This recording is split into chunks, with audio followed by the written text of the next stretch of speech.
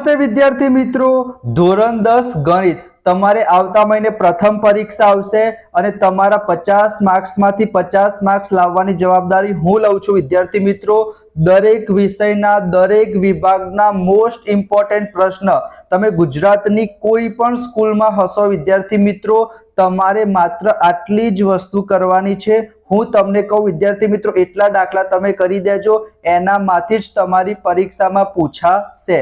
આપણે વિદ્યાર્થી મિત્રો પહેલું ચેપ્ટર, બીજું ચેપ્ટર બહુપદી, ત્રીજું ચેપ્ટર દ્વિચલ સુરેખ સમીકરણ યુગ્મ, પાંચમું ચેપ્ટર સમાંતર શ્રેણી, સાતમું ચેપ્ટર યામ ભૂમિતિ. આજે આપણે જોવાના છીએ વિદ્યાર્થી મિત્રો 13મું ચેપ્ટર. તમને ખબર જ છે આંકડા શાસ્ત્ર ચેપ્ટર આપણા માટે ખૂબ જ જરૂરી છે. 16 માર્ક્સનું વિદ્યાર્થી મિત્રો તમારા બોર્ડના પેપરમાં પૂછાશે. પ્રથમ પરીક્ષામાં પણ વિદ્યાર્થી મિત્રો મધ્યક, મધ્યસ્થ અને બહુલકનો દાખલો તમારી પરીક્ષામાં પૂછાશે જ. તમને આજે હું વિભાગ બી ના મોસ્ટ ઇમ્પોર્ટન્ટ પ્રશ્ન કહું છું, તમારે આનામાંથી જ પૂછાશે.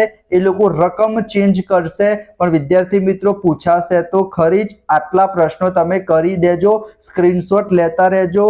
અલગથી પ્લેલિસ્ટ બનાવેલી છે બીજા બધા વિષયના, ખાસ કરીને વિજ્ઞાન છે, સામાજિક વિજ્ઞાન છે, એના મોસ્ટ ઇમ્પોર્ટન્ટ પ્રશ્નો હું તમને શેર પણ કરીશ અને શીખવાડીશ પણ ખરી. તો ફટાફટ તમારી ચેનલ છે, તમારા સપોર્ટની મને ખૂબ જ જરૂર છે વિદ્યાર્થી મિત્રો. તો એક લાઈક કરીને સબસ્ક્રાઇબ ના કર્યું હોય તો સબસ્ક્રાઇબ વિદ્યાર્થી મિત્રો જરૂર કરી દેજો. ચલો, તમને પરીક્ષામાં મધ્યક પૂછાય તો આપણને ખબર જ છે મધ્યક શોધવાના કેટલા સૂત્રો છે વિદ્યાર્થી મિત્રો? 3 સૂત્રો છે. તમને હું સ્ક્રીન ઉપર બતાવી દઈશ કયા 3 સૂત્રો છે. સ્ક્રીન ઉપર તમને દેખાતું હશે. સાદી રીત, ધારેલા મધ્યકની રીત, પદ વિચલનની રીત. આ 3 સૂત્રો મોઢે કરી દેજો. અહીંયા વિદ્યાર્થી મિત્રો તમે જોઈ શકો છો સિગ્મા FIDI, એનો મતલબ પદ વિચલનની રીત ના વિદ્યાર્થી મિત્રો, ધારેલા મધ્યકની રીત. સિગ્મા FI તમને આપેલું છે, સિગ્મા FIDI આપેલું છે અને એ એટલે કે ધારેલો મધ્યક પણ આપેલો છે. તો આપણે શું કરવાનું છે વિદ્યાર્થી મિત્રો?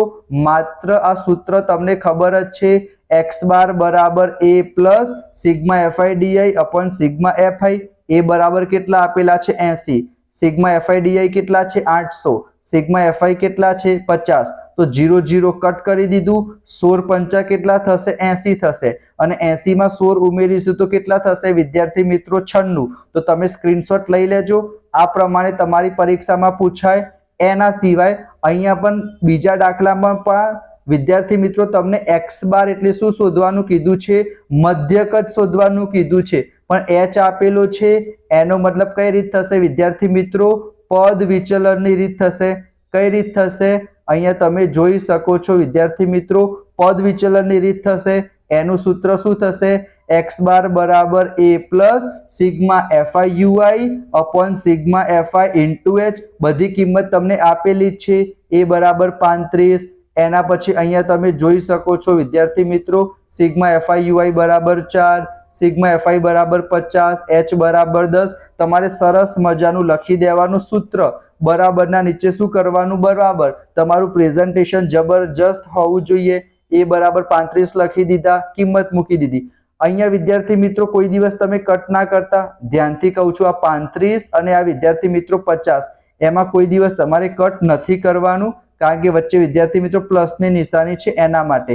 અહીંયા કઈ કટ થતું હશે તો કરી દેવાનું. અહીંયા તમે જોઈ શકો છો 10 પંચા કેટલા કરી દીધા? 50. તો ઉપર 4 વધ્યા, નીચે 5 વધ્યા, તો 4 ભાગ્યા 5 કરીશું તો જવાબ કેટલો આવશે? 0.8.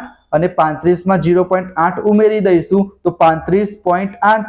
ખબર પડી વિદ્યાર્થી મિત્રો? 2% ચાર્જિંગ છે તમારા માટે વિદ્યાર્થી મિત્રો. આટલી મહેનત કરું છું, સબસ્ક્રાઇબ જરૂર કરજો વિદ્યાર્થી મિત્રો. ચલો ફટાફટ વિદ્યાર્થી મિત્રો, એના પછી અહીંયા તમે જોઈ શકો છો શું શોધવાનું છે? મધ્યસ્થ શોધવાનો છે. બરાબર. અહીંયા શું શોધવાનું છે? Capital M. કેપિટલ M એટલે શું થાય વિદ્યાર્થી મિત્રો? મધ્યસ્થ થશે. અને Z એટલે શું થશે વિદ્યાર્થી મિત્રો? બહુલક થશે. તો મધ્યસ્થ સૂત્ર અહીંયા તમે જોઈ શકો છો. M બરાબર શું લખેલું છે? L plus n/2 minus CF upon F into H. બધી જ કિંમત અહીંયા વિદ્યાર્થી મિત્રો તમને શું કરી છે? આપેલી છે. L બરાબર 15, n બરાબર 49, CF એટલે સંચય આવૃત્તિ 11, એફ એટલે આવૃત્તિ, એચ એટલે વર્ગ લંબાઈ, બધી જ કિંમત વિદ્યાર્થી મિત્રો તમને આપેલી હશે પરીક્ષામાં. માત્ર તમારે સૂત્ર યાદ કરવાનું છે, સૂત્રમાં કિંમત મૂકવાની છે, એના પછી થોડુંક પ્રેઝન્ટેશન આપવાનું અને આપણને શું મળી જશે વિદ્યાર્થી મિત્રો? આન્સર મળી જશે. અહીંયા વિદ્યાર્થી મિત્રો તમને આવડતું જશે.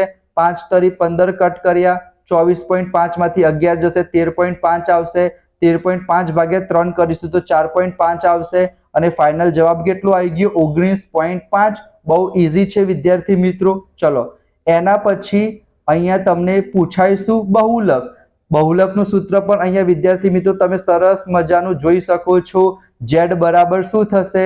L plus F1 minus F0 છેદમાં 2F1 minus F0 minus F2 into H. બરાબર. પછી તમારે શું કરવાનું? બધી જ કિંમત અહીંયા ઉપર આપેલી જ હશે. તમારે શું કરવાનું છે? સૂત્ર લખવાનું, એમાં કિંમત મૂકવાની અને આપણને જવાબ કેટલો મળશે વિદ્યાર્થી મિત્રો? તમે જોઈ શકો છો 256.25. બરાબર. બહુલક, મધ્યક, મધ્યસ્થ તમારે સૂત્ર મોઢે કરવાના છે. પ્રેઝન્ટેશન તમે જોઈ શકો છો વિદ્યાર્થી મિત્રો. ખબર ના પડે તો મને પૂછજો, હું તમને કમેન્ટમાં પણ વિદ્યાર્થી મિત્રો શીખવાડીશ. અહીંયા શું કીધું છે? મધ્યસ્થ. મધ્યસ્થ તો આપણે ઓલરેડી ઉપર જોયો. ફરીથી એક વખત અહીંયા તમે જોઈ લો. બધી કિંમત આપેલી હશે. તમારે શું કરવાનું છે? સૂત્રમાં કિંમત મૂકવાની અને જવાબ લાવવાનો છે. અને એના પછી બહુલક, એ પણ તમને આવડશે વિદ્યાર્થી મિત્રો. સ્ક્રીનશોટ તમે લઈ લો. 52 જવાબ આવશે. ચોપડીના જ દાખલા છે વિદ્યાર્થી મિત્રો. ચાર્જિંગ 2% છે એના માટે બહુલક. અને છેલ્લો દાખલો વિદ્યાર્થી મિત્રો અહીંયા તમે જોઈ શકો છો. આ મોસ્ટ ઇમ્પોર્ટન્ટ દાખલો છે. મધ્યક આપેલો છે વિદ્યાર્થી મિત્રો 9. મધ્ય કેટલો આપેલો છે? 9 આપેલો છે અને આપણને x પ્લસ y શોધવાનું કીધું છે. તો મધ્યકનું સૂત્ર આપણને ખબર જ છે. 3 સૂત્રો તો મેં તમને પહેલા જ કીધા મધ્યકના. એના સિવાય આ સૂત્ર પણ યાદ રાખજો. મધ્યક બરાબર શું થશે? 1% ચાર્જિંગ છે તો હું ચાર્જિંગ કરી લઉં ફટાફટ વિદ્યાર્થી મિત્રો.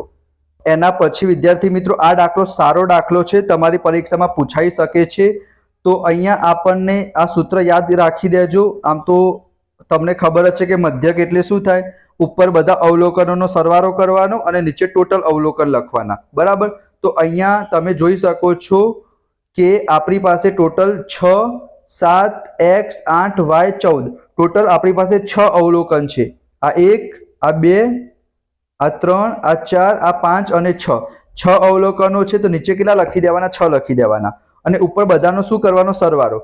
તો આ x અને y એને તો આપણે એમને એમ લખી દઈશું અને બીજા બધાનો સરવાળો કરીશું તો કેટલો થશે? 35 થશે. આ 6 ગુણાકારમાં જતા રહેશે, ભાગાકારમાંથી તો 9 છંગ કેટલા થશે? 54. અને પ્લસ 35 પેલી બાજુ જાય તો માઇનસ 35 થઈ જાય. તો 54 માંથી 35 જશે તો કેટલા આવશે? 19 આવશે. તો આ એક સરસ મજાનો દાખલો છે. એના સિવાય વિદ્યાર્થી મિત્રો મને નથી લાગતું કે વિભાગ બી માં એ લોકો એક્સ્ટ્રા કંઈ પૂછે. વિભાગ સી માં પણ આવશે, 13મું ચેપ્ટર વિભાગ ડી માં પણ આવશે. તો એનો તો અલગથી હું વિડીયો બનાવીશ કે કેવા પ્રકારના દાખલા પૂછાશે.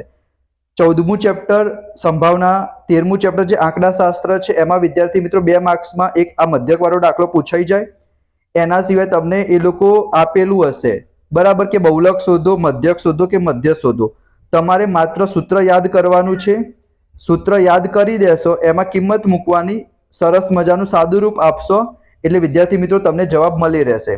એના સિવાય 1-2 દાખલા મધ્યસ્થના છે કે મધ્યસ્થ અવર્ગીકૃત માહિતી માટે, વર્ગીકૃત માહિતી માટે, તો એ પણ હું તમને કહી દઈશ. જો તમને ના આવડે તો મને કમેન્ટમાં જણાવજો. હવે 14મું ચેપ્ટર આપણે જોઈશું સંભાવના. અલગથી પ્લેલિસ્ટ બનાવેલી છે બધા જ ચેપ્ટરની, બધા જ વિષયની.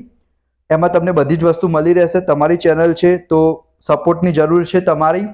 તો ચેનલને સબસ્ક્રાઇબ કરજો, દોસ્તો સાથે શેર કરજો. મળીશું નેક્સ્ટ વિડીયોમાં. જય શ્રી કૃષ્ણ, રાધે કૃષ્ણ, જય હિન્દ, જય ભારત. Thank you.